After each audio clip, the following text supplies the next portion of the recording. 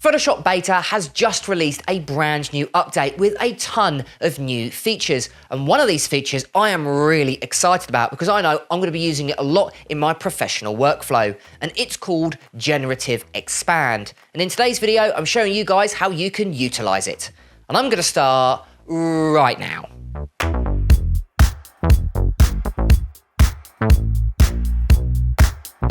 So before we go ahead and get started using Generative Expand, make sure that your Photoshop Beta is up to date with the latest firmware. To check this, all you'll need to do is firstly go ahead and open up Photoshop Beta, go up to the top left-hand corner where you can see it says Photoshop Beta, and then drop down to where you can see it says About Photoshop.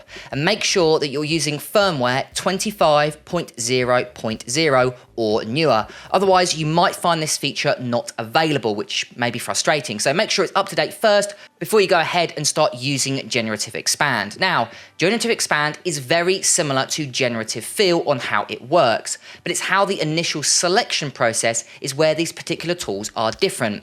Generative Fill, you have to create a selection using a tool, like for example, the Marquee tool, the Quick Selection tool, or the Lasso tool, where Generative Expand works off of transparent pixels, where you make the image larger than the original canvas size. So let's take this photo as an example. It is currently a landscape photo, but let's say we want to upload it to Instagram and we want to turn it into a portrait photo, but without cropping in on the original image. So what we're going to do is go over to the crop tool found on the left-hand side, and as you can see, instead of it saying Generative Fill, it now says Generative Expand with an aspect ratio selector on the right-hand side, as well as the Straighten tool, which is really nice. So what we can do is open that up, and we're going to go ahead and select 4:5 as the aspect ratio.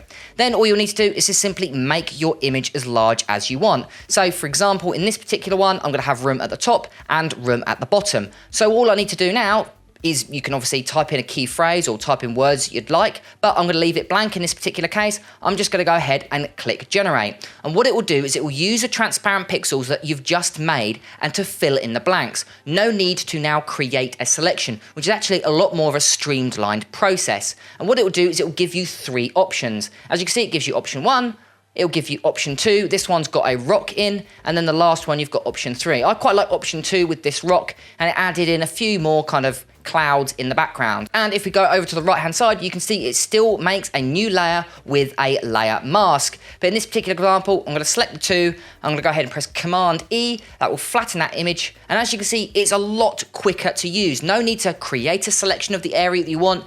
All it does is it basically works off the transparent pixels. So if you go ahead and expand an image, make sure to use Generative Expand.